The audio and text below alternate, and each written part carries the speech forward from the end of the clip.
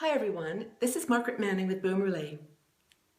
Helping a friend who is feeling lonely is really hard. The first thing you want to do is to try to energize them and, invite them to come out with you to a movie or to a coffee shop or, to just get active. And we find ourselves saying, just get out of the house. We can think of all these things that don't actually make any difference, because when someone is lonely, they're feeling very irrational and isolated, and they appreciate the effort, but they just don't see a way out. They just don't see a way out of the situation that they're in.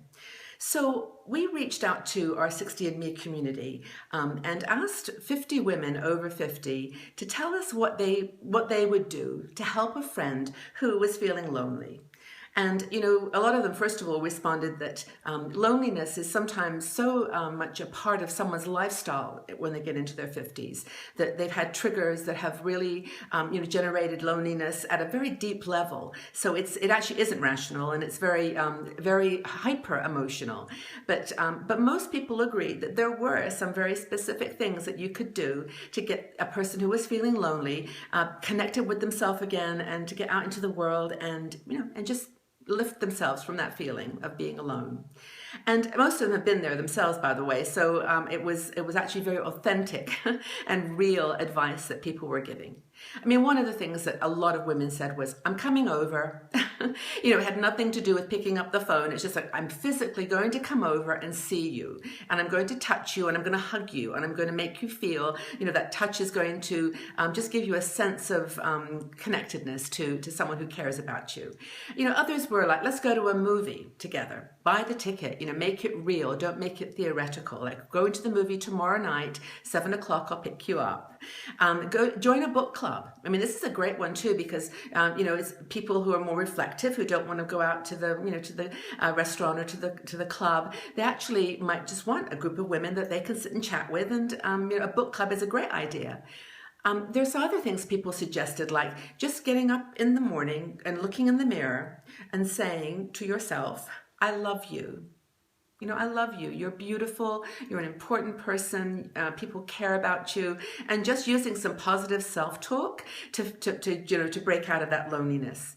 Another thing is to see this as a temporary thing. I've talked about this before. I think if you look at loneliness as something that you're just going through because of a trigger or a series of triggers, that seeing it as something temporary that can help you be positive and move forward in your life is a good thing. To see the seeds of growth and just positivity in that moment of sadness. And of course, there were some great suggestions around go pamper yourself. Just go to the spa, have a massage, do something that makes you feel special. And that was, several people thought that was a great idea. And of course, there's always the go shopping strategy, which is, not go crazy with money, but just have a few dollars and go out and spend it on something that you really love. Buy some chocolate, or, just treat yourself to a scarf or a hat or something that's really aligned to who you are and makes you feel special, makes you feel important. And, I think that getting to the bottom of loneliness is it is all about getting out, re-engaging with the world. But I think friends can do this in a different way.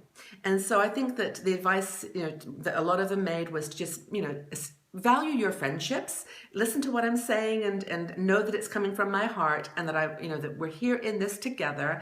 And this whole idea that Boomerly actually talks about, which is, finding friendships with like-minded people is really the way to break through those feelings of being alone and loneliness. So that was the advice that the 50 women gave. And I bet you can think of some that were even, variations on that theme or something completely different. So I'd love you to go to the article on the website and read these different suggestions that people made. It's really quite moving. And leave your own comments, leave your own thoughts. Loneliness is a big challenge for people in their 50s and beyond. And it's really, I think, a great opportunity for us to reach out and help each other. So look forward to reading your comments. And thanks everyone for being here. And I hope you have a fantastic day. Thanks so much.